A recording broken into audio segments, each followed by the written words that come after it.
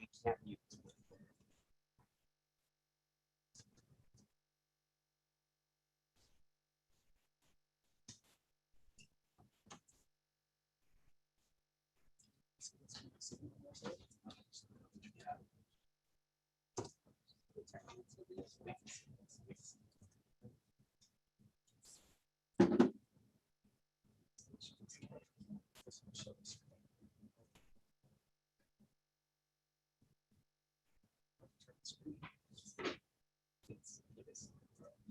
I went to Canada in the 90s, got my eyes redone. They weren't doing it in the US yet. We are still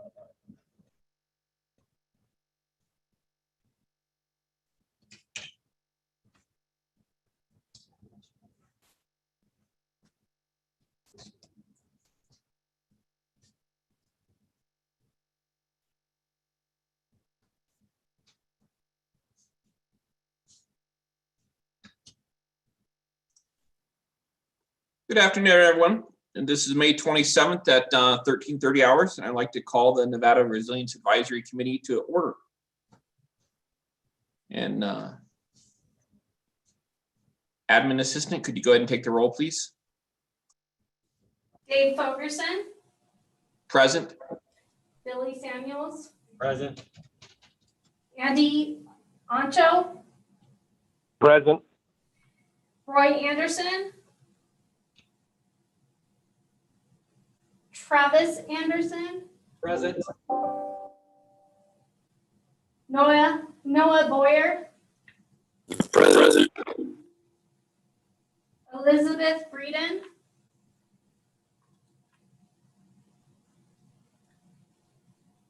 James Chrisley, Here. Jason Dannon,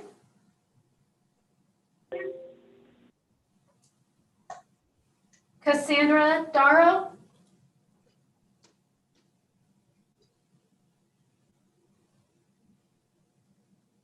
Bob Denhart, Present. Greg DiPorto, Kelly Echeverra, Present. Andrea Esp, Jeannie Freeman, Here. Mike Heidemann, Present. Eric Holt,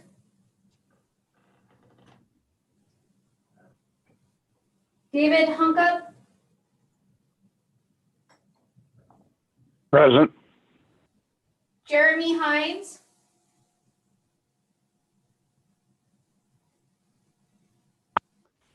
Graham Kent, Mary Ann LaFoon,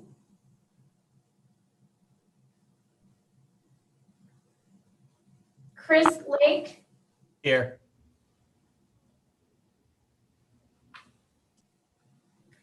Carolyn Levering, Here. Ryan Miller,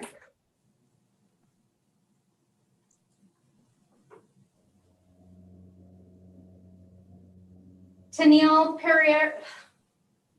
Here. I'm sorry about that. I'm multitasking here. Matthew Peterson, Present. Sean Reimeyer,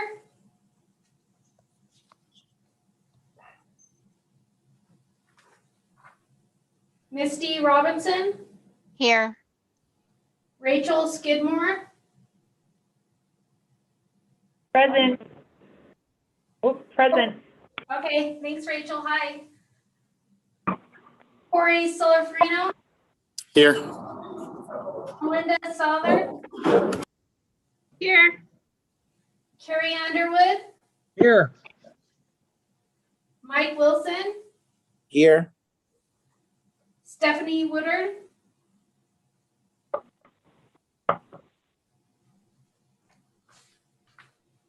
Bunny Bishop, Present. Rebecca Bernard, Present. Kate Callahan, Felix, Present. Mike, Zach, Melissa Friend, Present. Cheryl Gonzalez, Maura Hohenstein, Jill Hemingway,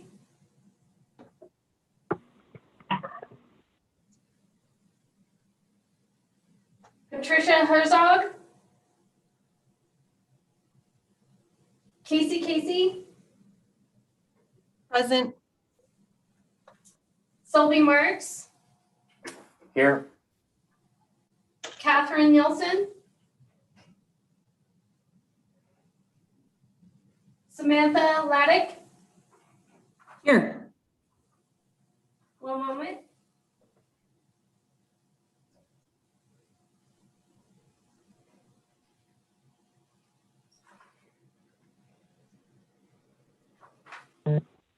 Chair, we have quorum.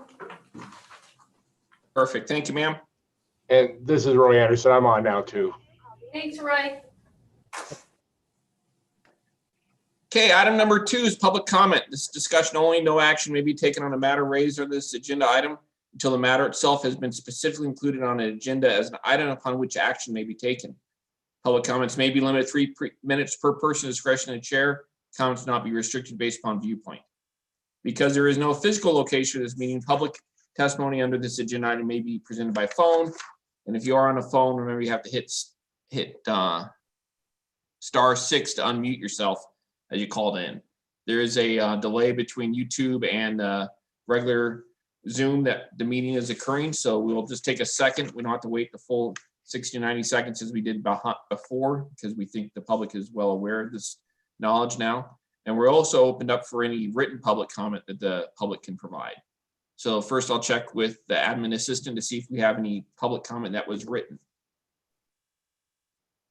I have not received any public comment. Okay. And I'll open it up to any public comment. Again, if you're on the phone, remember to hit *6 to unmute yourself. Any public comment?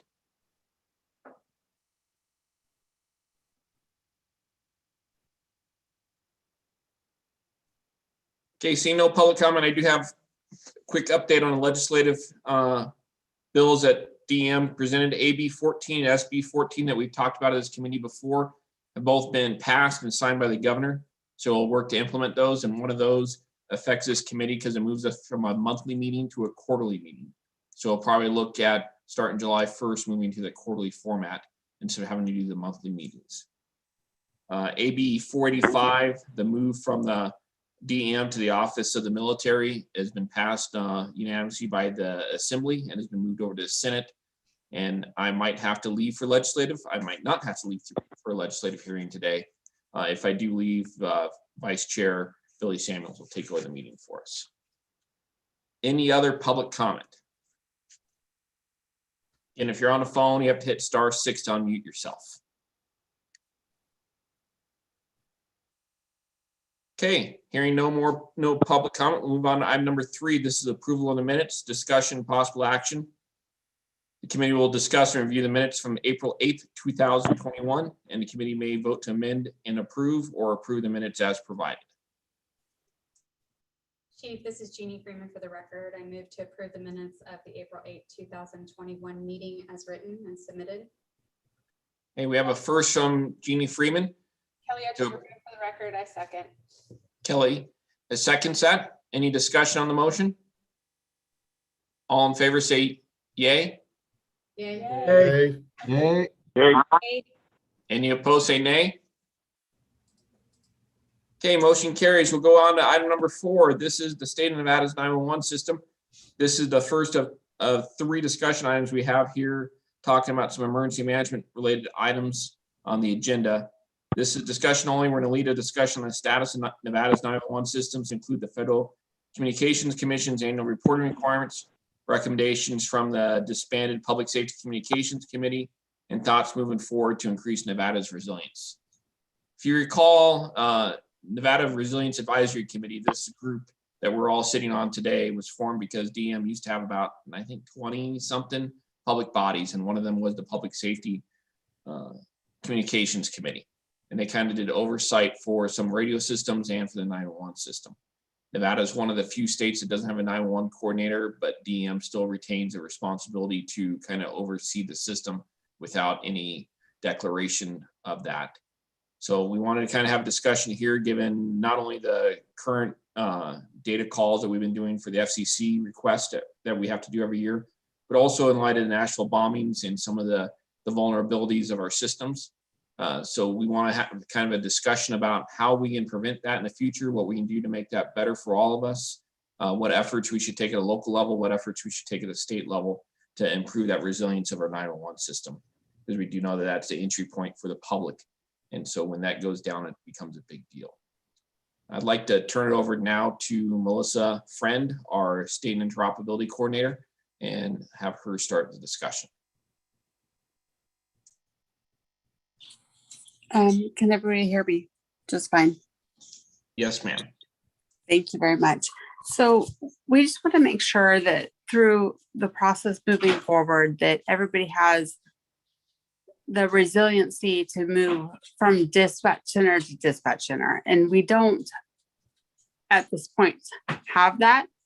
So what we'd like to move forward is maybe looking at doing a 911 coordinator that will look at the different systems, because we're kind of disparate. And with the Nashville bombing, that's one of the lessons learned that they had, was they did not have a 911 coordinator, or they did, but he wasn't a state sponsored person. And he was the quote unquote PIO for the process going forward. And we want to make sure that we have that resiliency. So if Washoe County goes out, that maybe Clark County can dispatch for them. So we have a lot of moving forward with that. But I would like to have all of your guys' opinions on moving forward on making sure that we make it the best thing possible.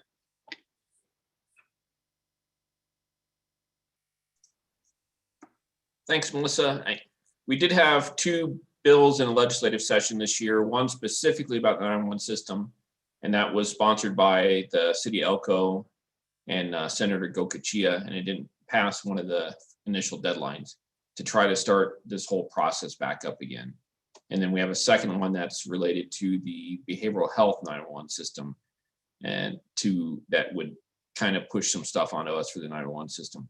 So I thought it would be a good time to start this discussion back up, like Melissa was talking about. The Nashville bombing kind of really brought some light to some of the issues we have, some vulnerabilities in our system. So I'd love to hear what people think, how we fix it, what we're doing at local level, what actions you think we could take at the state level, and to make this better for all of us.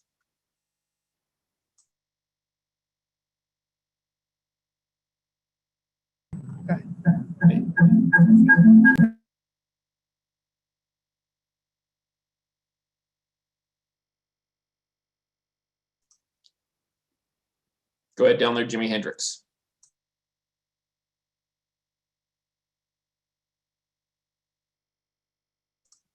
We can't hear you. If you're using Jeannie's computer, she's muted. What? I just unmuted us. So Hey, Chair, how about now? Perfect, thank you. All right, sorry. Kelly from Washoe helped us out, so thank you, Kelly. My question is going to be for Melissa. Do we have any other states that have our type of jurisdictions that are so separated? I don't know how the realization is going to be from Clark to be able to dispatch Washoe units and vice versa. Is there a template, or have we seen this actually work in other places? So we have seen it work in other places. I'll try and get you guys some bullet points on it. I don't, with us being so distance wise between the two, I think it's going to be a challenge, but I think it's something that we can work into. And I'll work with some other states to see if I can get a good bullet point that we can move forward with. Yeah, thank you. I appreciate that. I would think it'd be more, regional. Southern Nevada, Clark County or City of Las Vegas Fire Rescue could dispatch Henderson units if they had to, and vice versa if that system went down. I just think the geographical distance might be difficult. So I agree with you 100%. I think it's going to be hugely difficult to bridge that gap, but I think that it's something that we want to look at and see if we can move forward with it.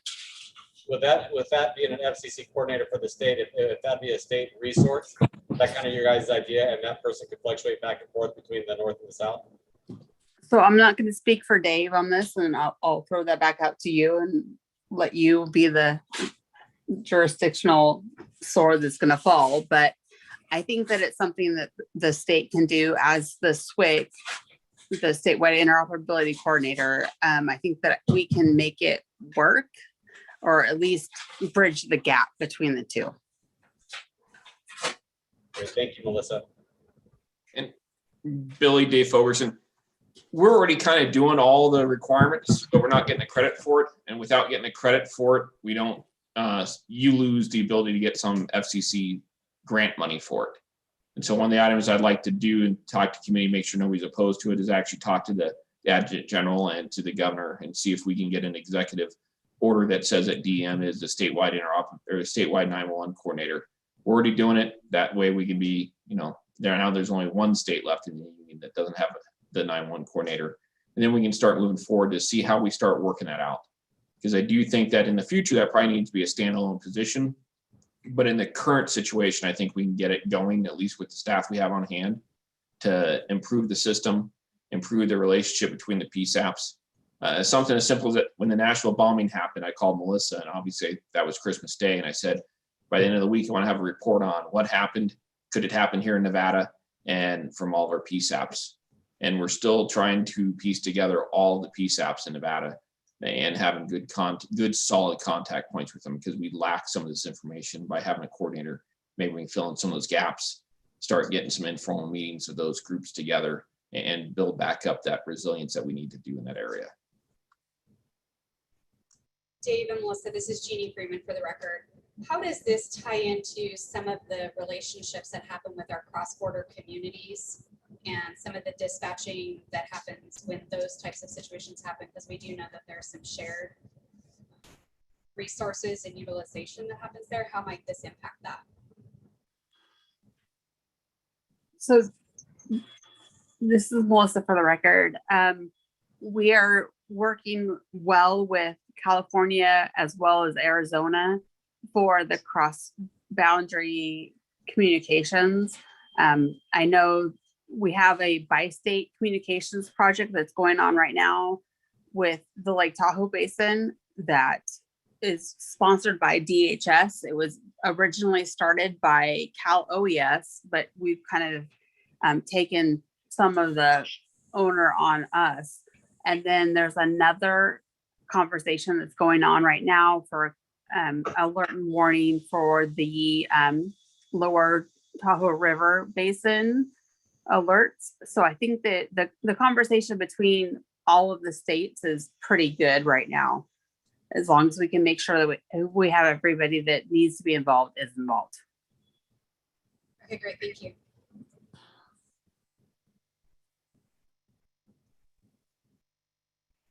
So as long as no one from the committee has major heartburn with it or issues, I'm gonna talk to the TAG about seeing if we can get an executive order to make DM the 911 coordinator, so that way we remove that blemish, and then that way we can start seeking funding for this position to start some more of this.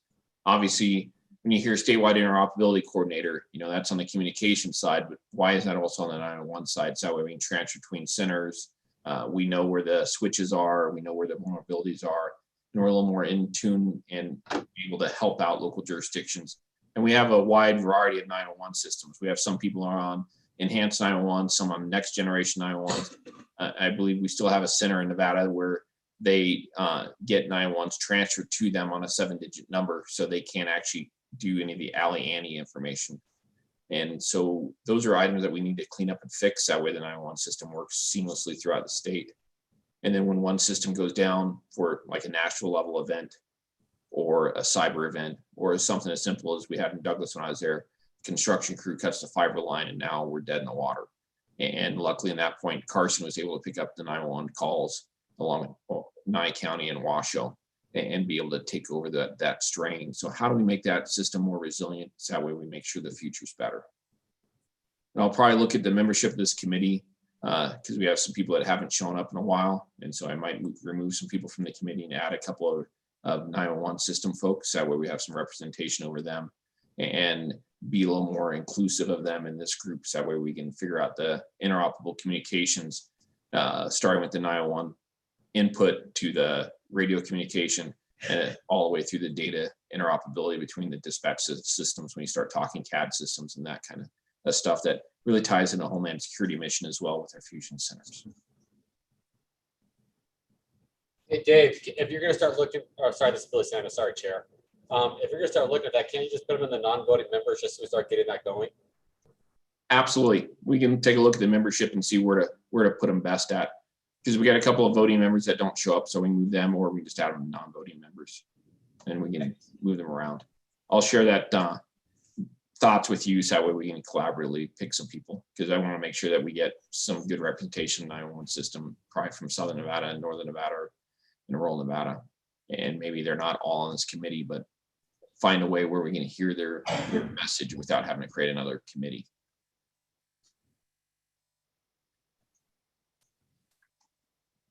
Any other comments on this agenda item? Okay, we'll move on to item number 5. That's the wildland fire potential in Nevada.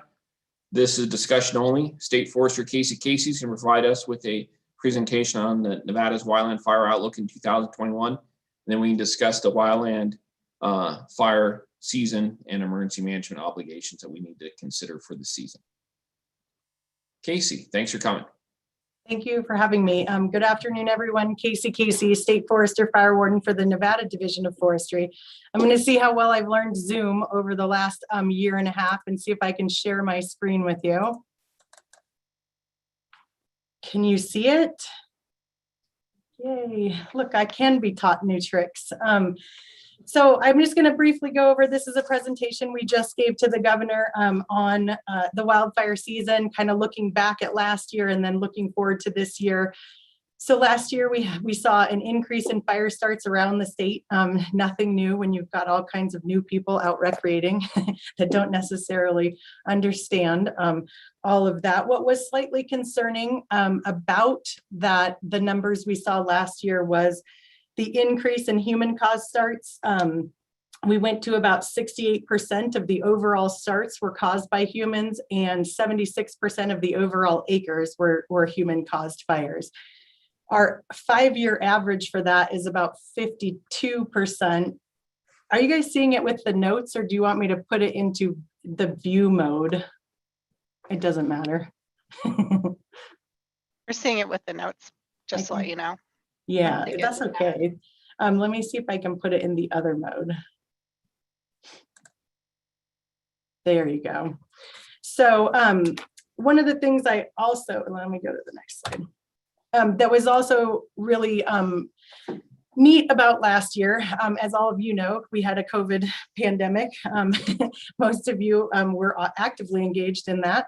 So we were really concerned about having a lack of ground crews, both within the Division of Forestry. Our crews were unavailable as most of our crew members live in the prison system. And so we were unable to take them out, as well as the crews that we rely on from out of state. So we planned early about what we were going to do to minimize COVID impacts, federal, state, local government.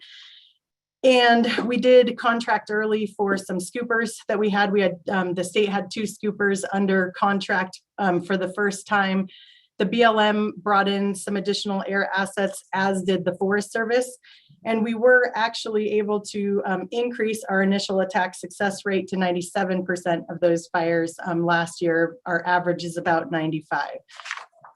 We are looking at probably having the same precautions for COVID in place this year, even though we do have a large number of our staff vaccinated. Still probably concerned about the sharing across states and what we might see there. So this is a map we show a graph we show every year. And basically the takeaway from this is Nevada's fire history tends to follow our wet years. So the years that we have our highest water years, it tends to follow that the 2 to 3 years following are our biggest fire years. And that's kind of depicted on this graph. This is the Humboldt River water flow, but it's actually the same in all of our waterways for the most part. One of the trends that we see here that I think everybody already knows is that we just have more fire in our landscape, obviously, than we had back when we started recording it in the 1980s. So from 1980 to 1999, at that 20-year span, we burnt just over 4 million acres. That averages to about 200,000 acres a year. We obviously had the biggest fire season in recorded history in that 20-year block. That was 1999. And that, as you can see, was an anomaly in those years. From 2000 to 2020, it's 21 years, we're just shy of 10 million acres in the state, averaging about 500,000 acres per year. And so what you see is we're seeing a lot more of those high water years, and we're seeing a lot more of those high fire seasons. Our peaks are more, I think we had 6 over 1 million acres. So that's kind of what we're watching when we're looking at weather patterns and how it's going to look for this year. So I'm going to go quickly through the slides that were not provided by me, the smart people that are looking at all of this stuff. But I think everyone knows that our precip was down this year across most of the state. Some portions of the northern part saw about average. Even though we did just get a little bit more snow up here in the northern part of the state, we are still down significantly from what we usually have at this time of year.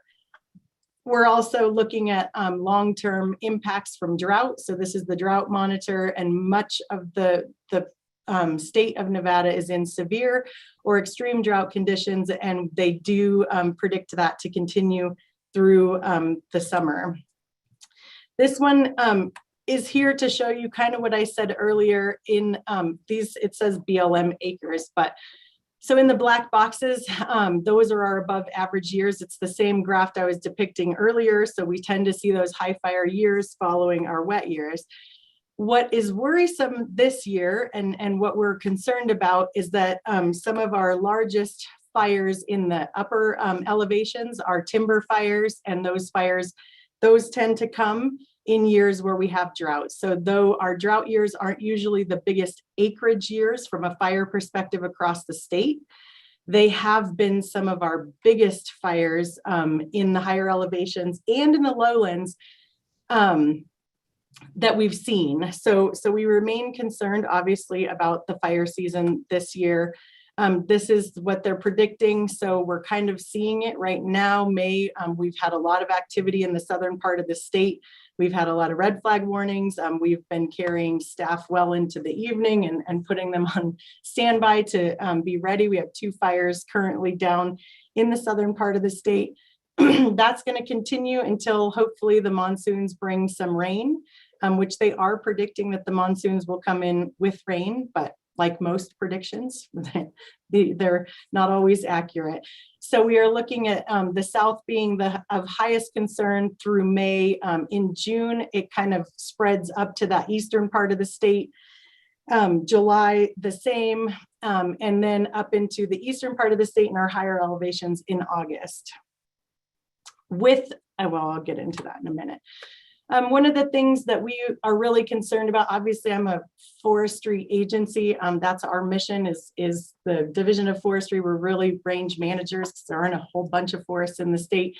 But we learned a long time ago that we had to do more than just suppression in order to get ahead of the problem that we're seeing, this increased wildland fire problem in the state.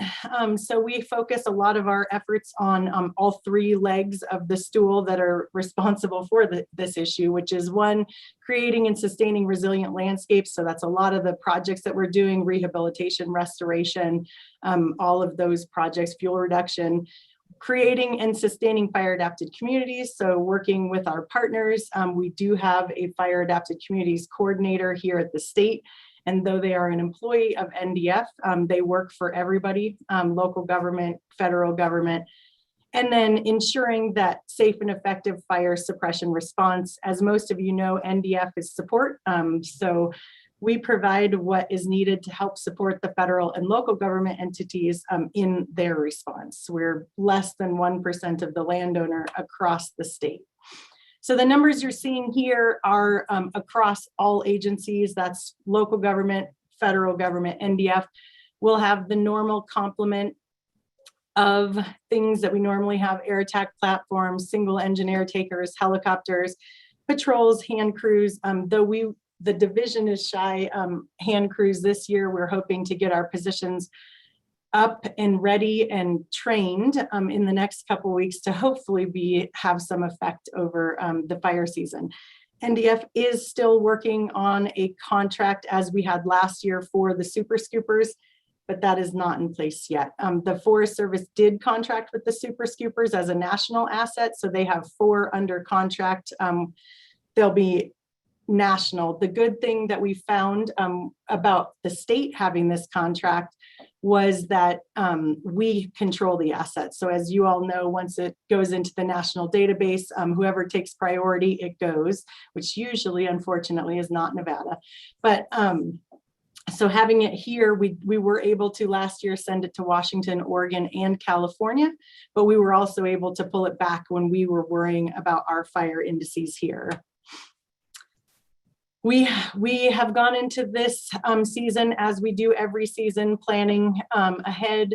We were looking at what precautions and protocols we would keep in COVID-19. So we will keep most of them that were already in place. We work together with state, federal, local government on ensuring that staff are trained, that we all have our agreements in place to utilize staff across those agencies. We did just get our federal agreement signed. It took us a little more time this year because the Forest Service has funny rules about all of the words they want to put into agreements. And so it took us a while to get that all resolved. And as you know, the mutual aid local government off district response moved back to the Division of Forestry. So we've been working tirelessly with local government and DEM to try to make it as smooth as we can this summer, when the transition was as clunky as humanly possible when it transitioned last summer. So one of the things I think we should be really proud of in the state is we did, in spite of COVID restrictions and having a lot of people out, we treated more acres last year than we have treated historically. I think we were up, now I haven't flipped to my notes page here, but 48% increase of acres treated. And I want to give a big prop to the BLM. They treated 159,000 of those acres themselves. They're a big agency, and they actually treated more acres than any other BLM in the states, in the United States. So it is our goal to continue that increase, really looking at the high priority areas and attacking those first so that we can, one, slow fire as it's moving into communities or out of, and then also just try to reduce the loss we're seeing from the severity of the fires in these ecosystems. The Nevada Shared Stewardship Agreement, I don't know if any of you have heard of that, but that was signed by the governor in 2019. There are 47 shared stewardship agreements across the United States. All of those shared stewardship agreements are in place between the State Division of Forestry and the U.S. Forest Service. The intent is to make our employees coordinate better on all things, not just wildland fire, but on resilient landscapes and fire adapted communities. In Nevada, we recognized that there are more agencies who own a lot of land here, so it's not going to be productive for us to just have the two of us beyond this, so we were the first state to sign a full agreement at the governor's level. So that included all of the agencies under the Department of Conservation and Natural Resources, of which forestry is one, parks is another, NDEP, so environmental protection, water resources, and the State Department of Agriculture and the State Department of Wildlife. And we're also working with the Nevada Indian Commission. In addition, on the federal side, we have the Forest Service, but we also brought in Fish and Wildlife Service, NRCS, and BLM. So we've made a lot of good progress. The point of this agreement was to make sure that we were focusing, just as we do in wildland fire, where we're all working together. We understand a system that accepts qualifications, and we move the closest available resources to fight fire. This is a system just like that, but trying to do that in order to attack the highest priority areas from a restoration, rehabilitation, or fuel reduction standpoint first. So when you have this many people, it was a little bit challenging to get to the place of defining priorities, but we did. We got to 13 priority landscapes across the state. There was a goal to have 2 projects picked and implemented by the end of this year. So we do have those in place. The first one is going to be up in Elko, Spring Creek, and Lamoille. The second one is down in the southern region in Spring Mountains and Pahrump. So we are currently working on the local working groups that will come together to implement those projects with an overall goal of increasing our acres treated across the state by 50% by 2025. Quickly, I wanted to update on the Senate Bill 508 that passed last session. The state gave the Division of Forestry $5 million as a match to any money to come in to reduce fuel and fire risk across the state. We were able to match with a Forest Service grant for the Ruby Lake Estates, and then we matched an NV Energy agreement as the bulk of it, $4.7 million from NV Energy. The rest is coming from the state. So to date, the big push for this funding one is, as you guys are probably aware, the utilities were required to create plans for how to mitigate risk across the state. So they have a vested interest in reducing fuels, obviously under their power poles and around their facilities. We have an interest in expanding those treatments out onto the private or public lands around it to make them wide enough to actually slow a fire coming through. So that's where the match portion of the state dollars comes from. So far, we have 52 projects either implemented or in progress, and have treated about 10,000 acres. It took us a long time to get all the agreements in place with local government entities and our federal partners, whoever we were working with. But just as you know, we've increased the initial attack and prevention staffing at the local government level by about 130 firefighters. This was as of last count. We did just work on an agreement with Elko, so those numbers are not in here yet. 19 Type 5.6 engines. I think there was about 25 things between chippers and masticators and mowers and herbicides. Yeah. And the thing about these assets is we are doing the same thing we're trying to do in shared stewardship. We're moving them across the state. One, to attack the highest priority areas first from a fuel reduction standpoint, and two, moving them where we need them for initial attack with NV Energy and our dispatch centers to make sure that they're tied in and ready if we do get fires in those areas. We are working, one of our, the other tier on the prevention and mitigation side is to update all of our community wildfire protection plans. They're quite old. I think the last version of them was in 2005. Some entities have updated theirs more recently, some have not. So we are working on statewide updates for those who have not.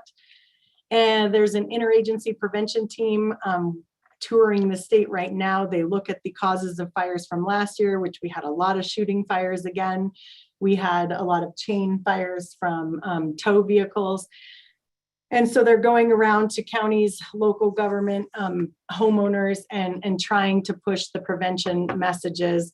We have coordinated the last 2 or so years our fire restrictions with local government where possible and our federal partners, so it's less confusing for the public when we go into fire restrictions. So currently, right now, we do have full fire restrictions in effect for the southern region. Those went in on Monday, the 24th, as did the Tahoe Basin. And that is kind of to the point I had said earlier that we are worried about those upper elevation timber fires. So we've put full restrictions in place with only fires allowed in rings where it's allowed in state parks or in designated camp spots. Everything else is fully restricted from the state side and the federal side. And I'm done. So with that, I'm happy to answer any questions. Awesome. Thank you, Casey. Any questions for Casey? Casey, no order. For record, we know if any of those were the fires started by shooters, if any of them track, whether those are all started by exploding targets by chance.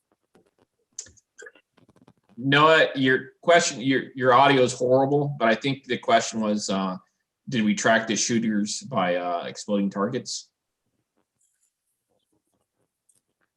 Yes. Yeah, we're tracking all the fires that come through between ourselves, the fire marshal's office.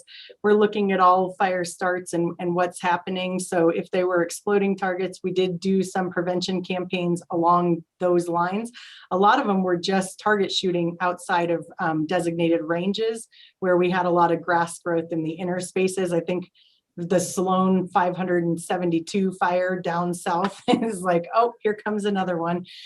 So we looked at restricting use and access into those areas. We're constantly trying to evolve as those situations are occurring. But yes, we're tracking them where we know what the situation is. We're trying to mitigate that. Okay. And Noah, you still got a Casey, volume problem. I have a question.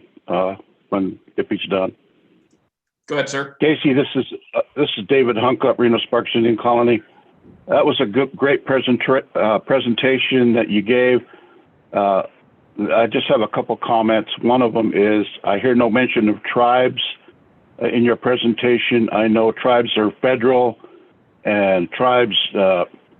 Most tribes have agreements with the BIA, which has an agreement with the BLM for fire suppression on tribal land, which is federal. Now, does any of these projects or any of these fire prevention projects or resources that you gave mention of, are they available to tribes? Yes, they are available to tribes. And we have been working with the Nevada Indian Commission, trying to get that word out and see what we can do. So if you have a way to help us, we're happy to do that as well. The fire prevention side or the fire suppression side, you're right, is through the BLM for the tribes. But as far as the mitigation, we're very interested in working with the tribes on this and trying to get that word out as best we can. Yeah, just to follow up on that, you might want to work with NTEC in terms of getting the word out to tribes through that advisory committee. That would be something I think that would be a good resource to utilize. And also, can I have a copy of your PowerPoint presentation sent to me, if possible? Yeah, I'll send this over to Dave and they can post it up online or wherever. Perfect. Thank you. And Shireen, can you make a note for NTEC? Let's put this same presentation on that meeting. Good idea, Dave. Any other questions? Any other questions for Casey?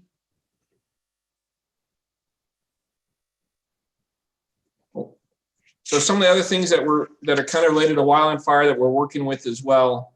is Mark Garaducci from California. I had a conversation about the Lake Tahoe Basin and an evacuation plan. And CAL FIRE is working on an evacuation plan for the California side, but it's only related to the wildland fire component. It doesn't really have to do with the sheltering component. So we've talked to FEMA, and we're going to push this fall to start working on some true discussions about an evacuation sheltering plan for the bi-state 7-county part of Lake Tahoe.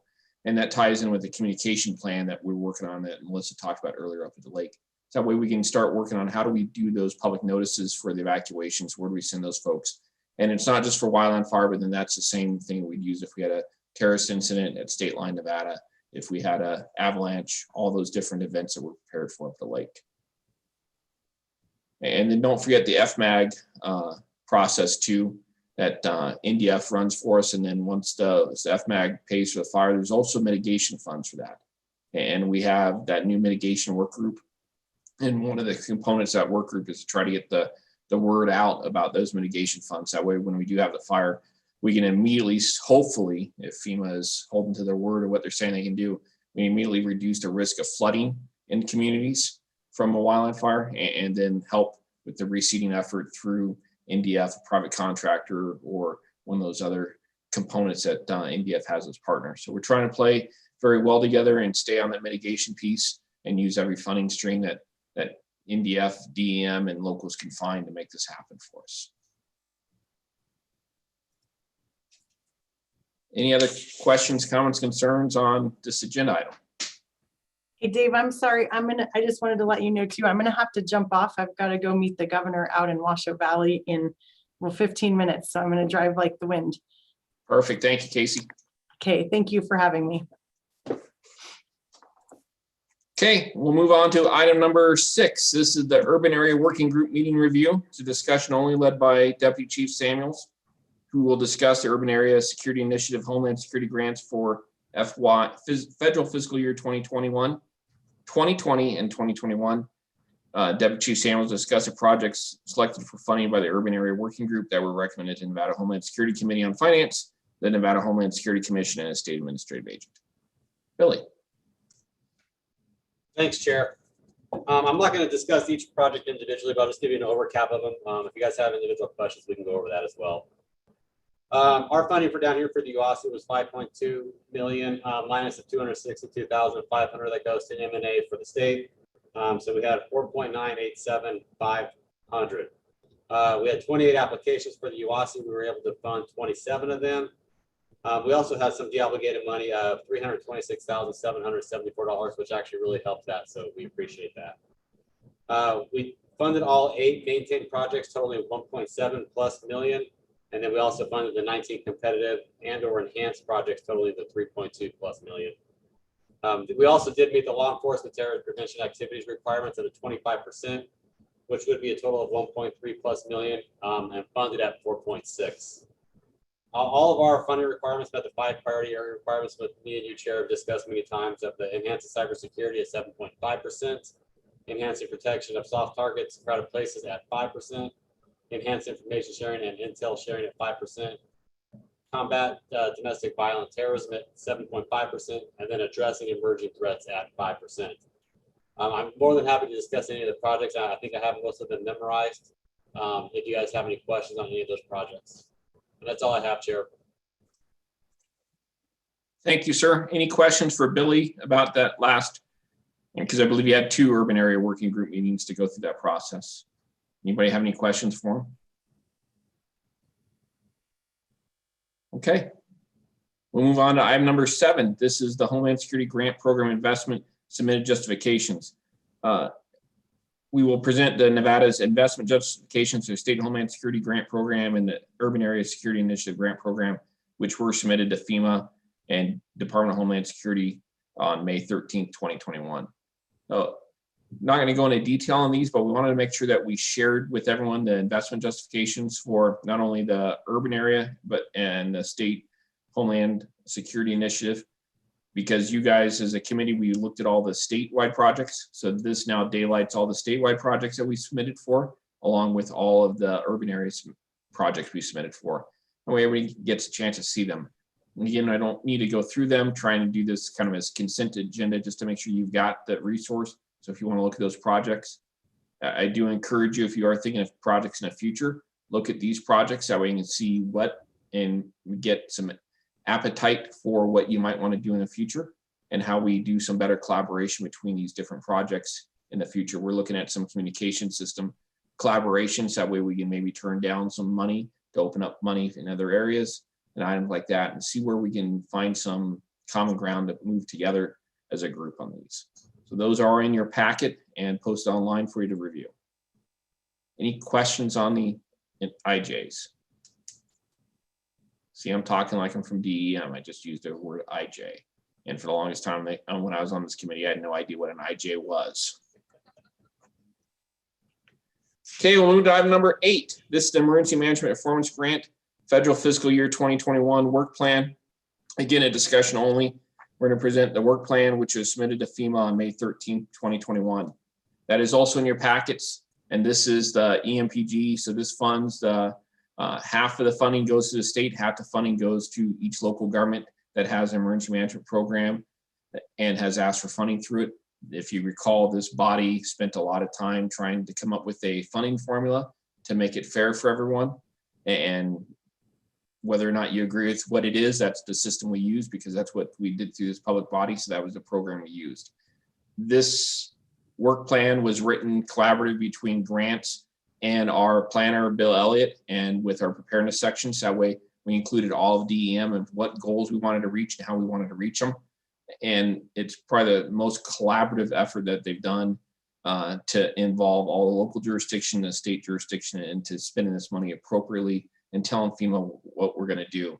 Last report from FEMA yesterday, they haven't approved this work plan yet, but they're very happy with it. They had some questions. Resilient communications, they didn't think we needed to spend any money on resilient communications because it wasn't one of their priority items. So we pushed back on that because every after action report, every incident, we know that communications is an issue. And it's not just about buying someone a radio. It's about doing this kind of communication where we're sharing information back and forth, whether it's on an incident or before an incident.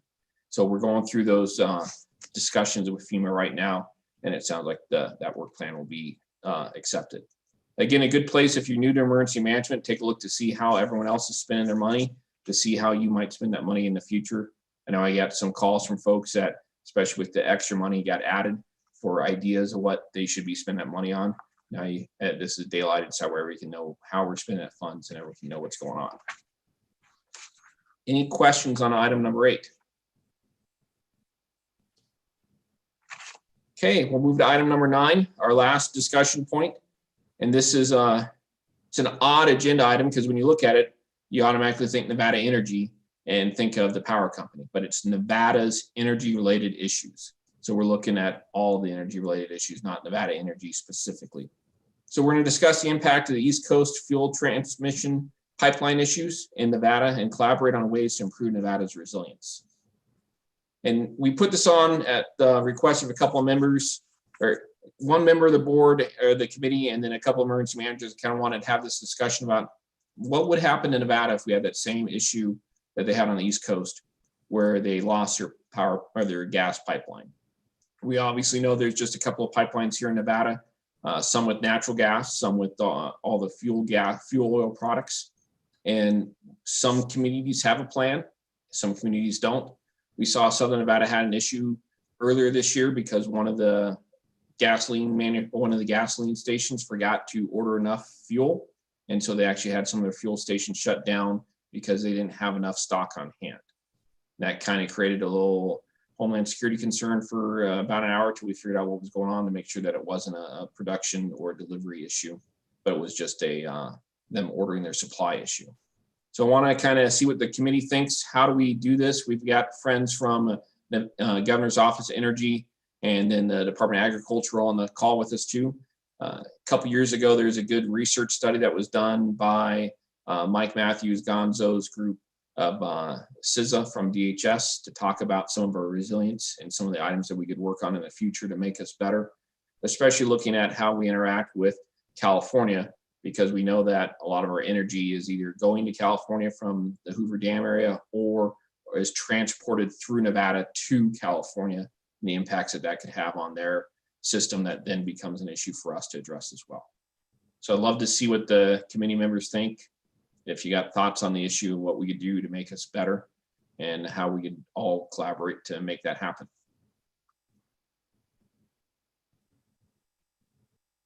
And not everyone speak at once. We can go one at a time. Chair, this is Billy Samuels. Go ahead, sir. I'll just try to get it going for you. I don't know if there's going to be anything we do to figure out how we get more supply. I think we have to have triggers in place to where we start deciding what jurisdictions or what areas need to shut down or can start conserving a little bit better. We obviously seen how early on with PPE was hard, and then we're looking for oxygen was hard. I don't know if we're going to be able to just say, hey, we're going to get more and where we get those resources from. We just need triggers in place to be a little more, energy related responsible. Absolutely. That's all I have, sir.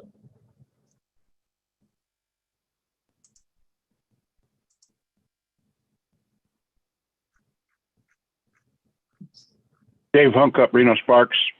Go right ahead, Chief, sir. I have a question in regards to the field transmission line. My understanding is we have one field transmission line, at least for the Reno area, maybe northern Nevada, that comes over from California. And if something happens to that line anywhere, maybe at the starting point or somewhere along the transmission line here to us here in Nevada, what do we do? And my understanding is Kinder Morgan is responsible for that transmission line as it comes into at least Reno. I know we have the fuel tank storage area, I believe, which is under their responsibility, or partly, I guess. I'm not sure.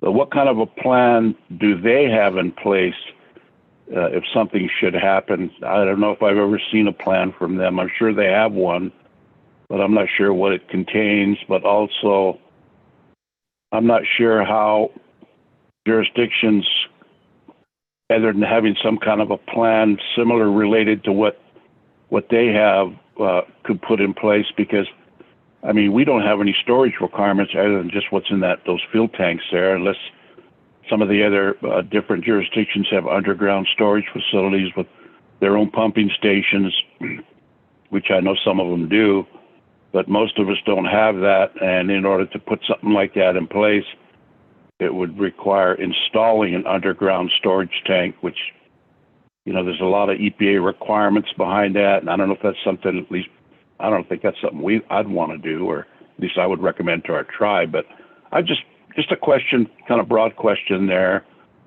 in regards to the fuel the plan that Kinder Morgan might have. Thank you, sir. Absolutely. Great question, David. And as a private company, they are responsible to have a plan and they file it with us, but we don't look at the plan unless there's an actual incident occurring. I think what we need to do is, how do we as government focus on what our options are to make sure that the people that need fuel at the times, not so much the general public, but how do we do it so that we make sure that we have some kind of a fuel consumption plan within our counties, within our tribes, and maybe jurisdictions that are shared to, we're going to make sure that the fuel tank at Public Works is always full at the Reno corporate yard. So that way then all fire engines for Washoe County can get fuel there, and the Sparks one's going to have theirs full for all the police cars in the region, all the law enforcement vehicles. And I think what we need to do is not look at it from the public side, but look at it first from the public safety side of how do we build a plan for that to make sure that we have those energy pieces there. And then how do you go back all the way to how do we get essential workers to work? Because if we do have a fuel crisis and a fuel shortage, how do we get those firefighter, paramedics, those law enforcement officers, those snowplow operators in the wintertime to work when they can't get fuel in their own personal cars? I think it's a huge discussion point there that you bring up. And John, back. Yeah. Oh, sorry, Dave, go ahead. Just to follow up on that, I believe most of the local jurisdictions have moved to above ground storage tanks. That's easier to do, and they have secondary containment. It's almost like a filling station, and they come in different types of varying capacities in terms of volume and what they would hold. We don't have such a facility, but that's certainly something that we would consider. But I just wanted to follow up with that. Thank you, sir. Absolutely, Dave. So how do we help the tribe find a regional partner? So that way your folks can get fuel at the city of Reno or at the city of Sparks or Washoe County or something like that. So. Exactly. Thank you. Anybody else comments? Hey, it's John. Hey, Dave. John, why don't you go ahead? Then it sounds like after that, we'll go to Mike Matthews. So for everybody's awareness, we are working on a preparedness effort and a mitigation effort for this statewide for all of the fuel pipelines. We've been coordinating with, again, ag and energy, as Dave stated, because energy helps regulate some of the processes after the fuel's out there. Ag regulates the fuel in the line and at the pumps. So we've got several partners engaged on this. The mitigation side of DEM is working with ag and energy and the state of California, as well as the private sector, to try and put some sort of solar panel pumps on these lines, because that's our biggest problem is during the PSPS and the PSOMs, we are losing energy to the pumps that push the fuel to us. So it's a complicated effort because it's by state. We have California and Nevada engaged, the private sector, 3 different parties involved. One owns the fuel, one owns the product when it's sold to them at the actual tanks, and then the third one owns the pipeline. So we're having to get multiple partners engaged and involved to help this planning effort. But then there's the other phases like Dave talked about, HUNCUP, on being able to store the supply once it gets here. And then how are we going to pump it out of there if they're not gravity controlled pumps? And then even that, you get it into the truck, how you get it into vehicles, because they don't have the pumps on them to help push it out. They rely on gravity feed processes as well. And then the trigger points that Billy spoke about. So Department of Ag and Energy have been on a national working group, and 3 of us from DEM are sitting on there as well, talking through the different scenarios we've had from these PSPS programs affecting Nevada through the latest cybersecurity stuff. It's not the first, so that's been an agenda item as well. But trying to bring all this stuff up, and this is your talking point that it feels like and sounds like Dave is trying to draw out of you guys, is some more information that we can help utilize in these working groups to have a better plan in place, because there's a plan, it just sucks. So we need more information from you as the end user, the authority of your jurisdiction, and the issues and complaints you hear when there's no fuel available, or what you saw on the news. So we're really looking for a lot more information to combat and help us identify, once we have those triggers, now what are we going to do at those trigger points? So if you guys can help work with your private sector, your big industry that uses diesel or jet fuel, because all of that fuel comes through the same line. They just slow it down and then stick another one in the line. So you'll have unleaded diesel and Jet A all in the same line at the same time. And so it affects our NDOT, our agriculture, our military, everything, not just us at the pumps. So take all of that into consideration and start to come up with these ideas and help us brainstorm so that we can have a better preparedness plan for the state, and then work with our mitigation team with Janelle so that maybe we can mitigate some of these efforts, putting solar pumps in places so that we have the ability to combat the current situations that are happening. That's all I had to add, Dave. Perfect. Thank you, John. Mike Matthews. Hi, good afternoon. Mike Matthews, Department of Homeland Security, for the record. John was spot on there, and I'd like to add, I think one of the first steps is to really measure what the actual need is. So if we're talking about contingent operations, we need to know what throughput we have to obtain. So I think it's imperative for each jurisdiction to look at how much gas do they consume every single day, not just for first response organizations, but also at the pumps, and how much do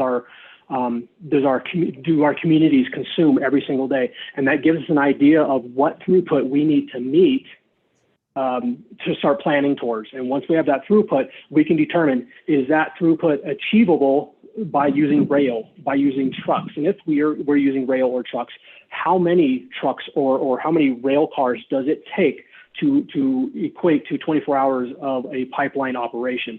Because solar pumps are extremely important, but if there's a cyber issue, solar pumps may not be the answer. And as we saw with Colonial, there was no issue with power. It was all the pipeline was locked down through ransomware. So that's part of the solution. I think it's most often the most often problem that we're facing is PSPS or something similar. But I think measuring the throughput is the place to start. And then we can start looking at, okay, so how do we meet that metric? What options do we have in place? Solar is going to be part of the option. Is rail another part of the option? If so, how do we reach out to Union Pacific or Santa Fe or et cetera and meet that throughput need? And how do we allocate fuel in a restricted environment where it's just essential workers so we can maintain our critical infrastructure and those types of things? Great points as well. Other committee members? Dave, this is Jeannie Freeman for the record. I think some of the model that we've seen, we've done this with some other areas in the state. We did this with crisis standards of care that was updated and implemented multiple times throughout this past year. And I think some of those decisions were very difficult. So going back to Chief Samuel's comment, I think we need to figure out what those priorities are and how that gets woven into that plan. Because I think obviously different counties are going to have different needs, different services are going to have different needs.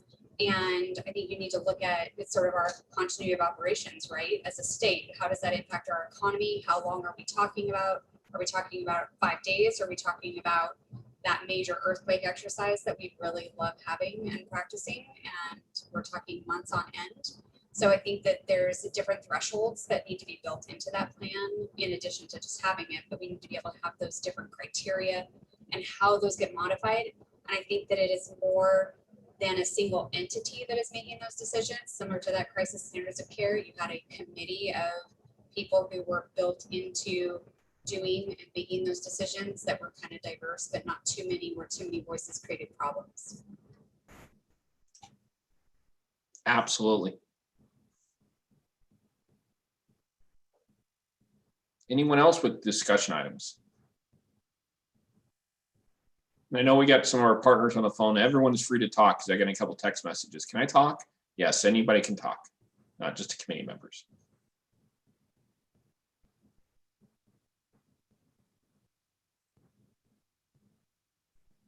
Okay, well, it sounds like we'll just keep working on the plan we've got and kind of bolster it up a little bit because we do have the people working on it.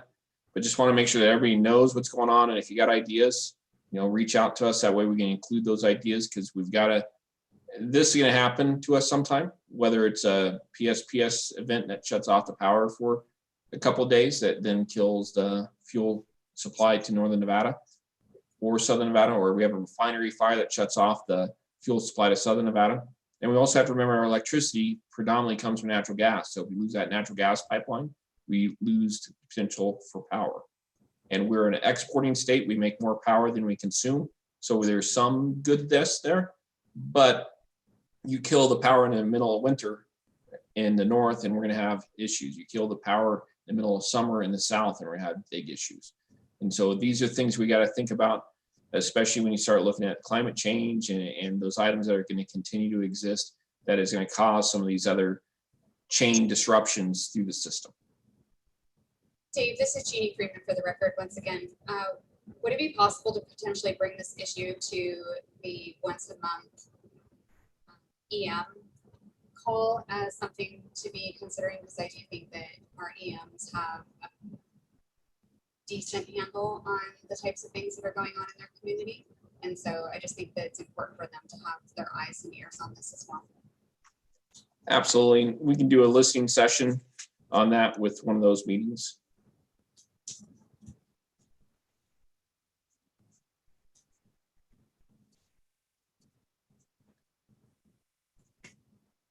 Anybody else with any ideas?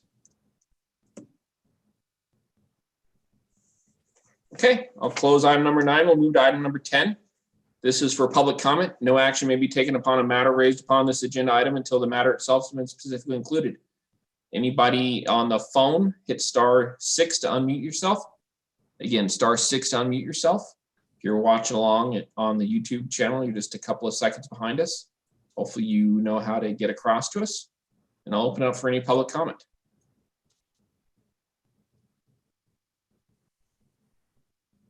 While we're just waiting another second or so, I just want to commend, you can see everyone on the committee, you can see the 4 or 5 people that are sitting all in Vegas together. They're all down there attending the last class, the Advanced Academy.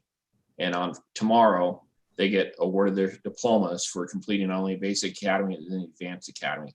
So this is the future leadership that we have for emergency management in Nevada, be it public health preparedness, be it law enforcement, be it fire service, be it emergency management. These are our future leaders here that got trained and went through a grueling process that included having to write papers and a lot of classes on the different aspects of emergency management. So congratulations to that class on your accomplishments tomorrow.